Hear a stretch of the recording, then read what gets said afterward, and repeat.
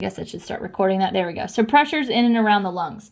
And so we're looking at 3 pressures, right? So atmospheric pressure, I'm abbreviating that ATM, atmospheric pressure, that's a constant. It's always going to be the same no matter what.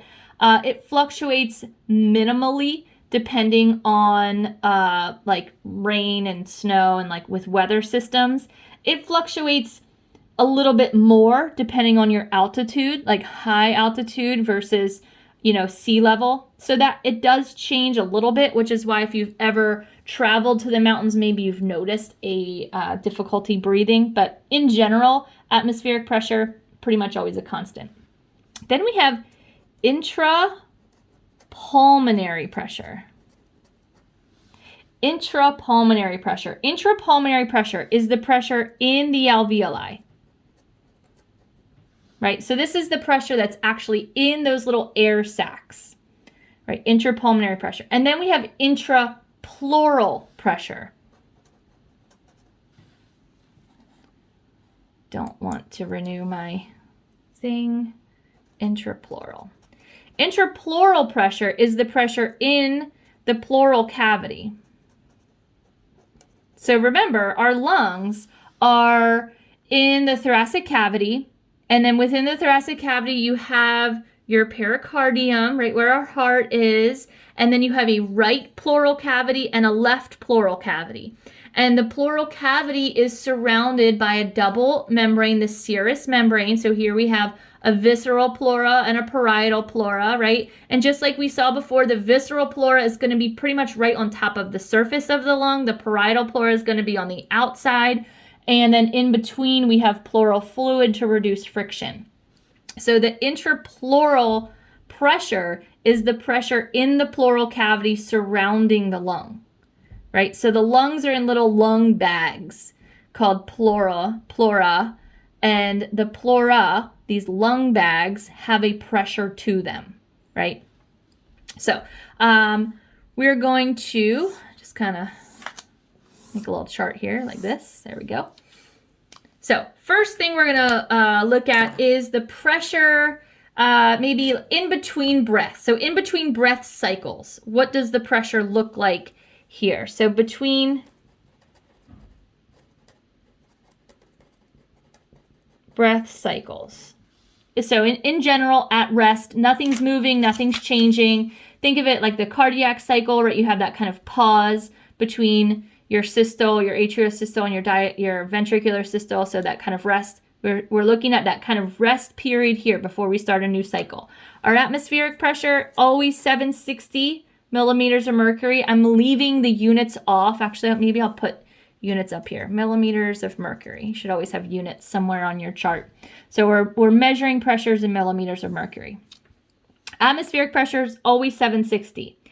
Intrapulmonary pressure, the pressure in our alveoli, in between cycles, in between breath cycles, no gas is being exchanged, also 760. Intrapleural pressure is 756. I know, it's just off, right? Think about why that would be important. So our alveoli are in our lungs are in the pleural cavity.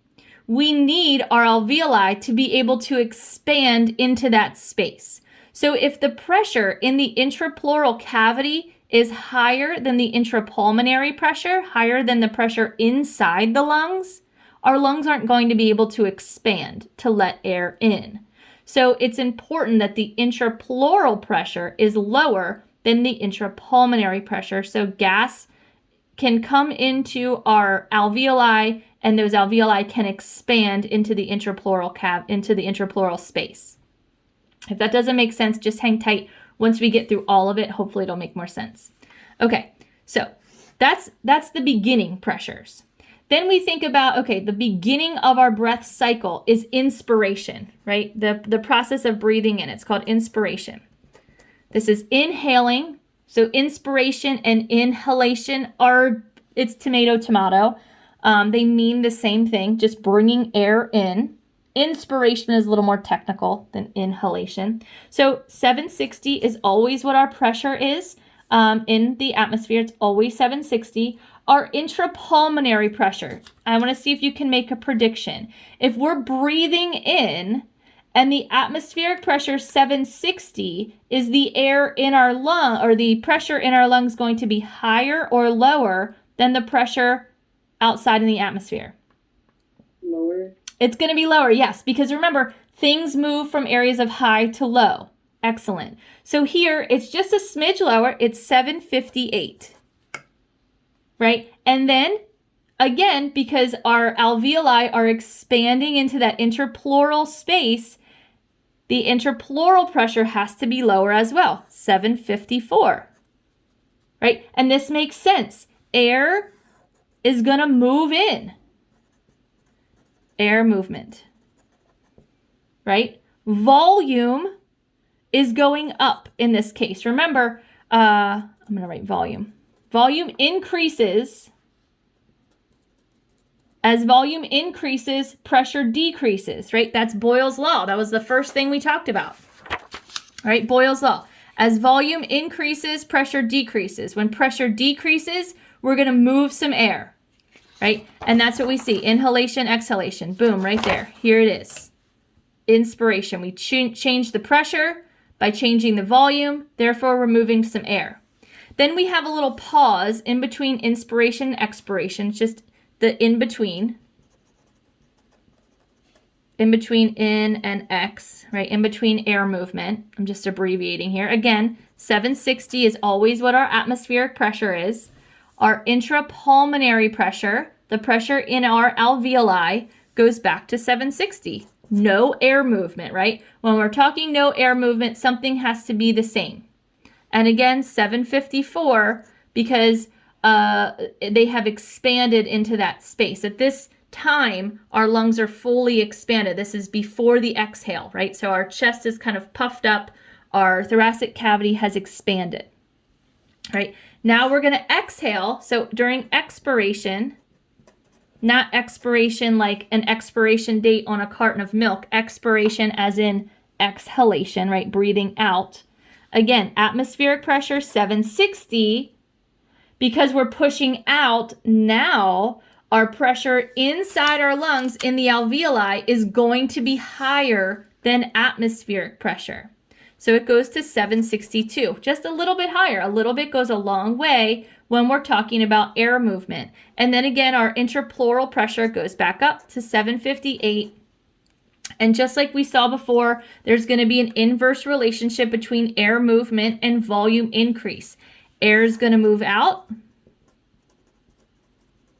right? Which makes sense because that's the expiration movement, and our volume goes down.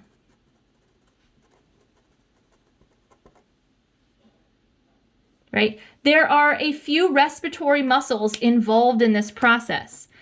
Inspiration or inhalation is an active process. Your medulla oblongata and your pons, it's actually more so the pons than the medulla, is going to send a signal through your vagus nerve. It goes down to your diaphragm, and your diaphragm is your major inspiratory muscle. So inspiration is an active process. It requires two skeletal muscles to work. Your diaphragm. Remember, the diaphragm is that big umbrella muscle right underneath of your rib cage, the dividing line between your thoracic and abdominal pelvic cavities, and your external intercostals. I just wrote X intercostals. Remember, you have two sets of intercostal muscles. That's a star.